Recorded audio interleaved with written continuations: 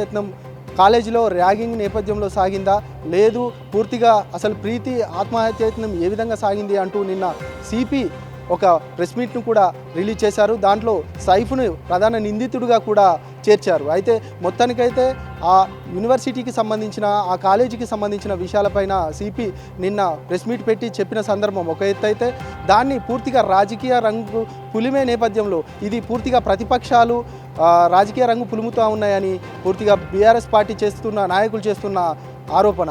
మరొక వైపు ఇటు ప్రతిపక్షాలు మాత్రం ఇది ఖచ్చితంగా లవ్ జిహాదీకి సంబంధించిన పరిస్థితి, లవ్ జిహాదీ నేపథ్యంలోనే ఈ ప్రీతి యొక్క ఆత్మహత్య కొనసాగింది, ఖచ్చితంగా ఇది ట్రాప్ చేసి ప్రీతిని ఈ విధంగా ఆత్మహత్య యత్నానికి పురిగొల్పారని పూర్తిగా బీజేపీ చేస్తున్న ఆరోపణ.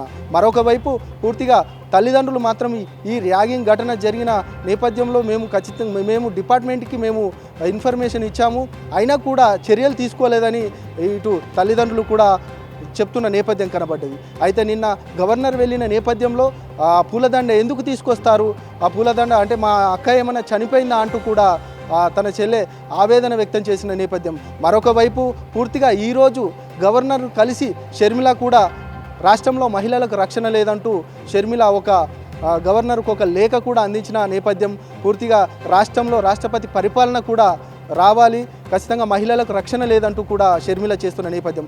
ఒకవైపు పూర్తిగా ప్రీతి ఆత్మహత్య నేపథ్యం ఒకవైపు అయితే పూర్తిగా ప్రతిపక్షాలు మాత్రం ఇక్కడ ప్రీతి ఆత్మహత్యను రాజకీయ కోణంలో వాడుకునే నేపథ్యం కనబడతా ఉన్న నేపథ్యం. పూర్తిగా ఒకవైపు రాజకీయాలు ఒకవైపు ఆత్మహత్యను రాజకీయ కోణంగా చూస్తున్నట్టయితే మరొక వైపు ప్రీతి ఆరోగ్య పరిస్థితి మాత్రం ఇప్పుడైతే నిలకడగానే ఉంది అంటూ వైద్యులు చేస్తున్న నేపథ్యం ఒకటి. మొత్తానికైతే ఓవరాల్గా రాష్ట్రంలో ఈ సంఘటన మాత్రం పూర్తిగా పెను సంచలనంగా మారిందనే చెప్పవచ్చు.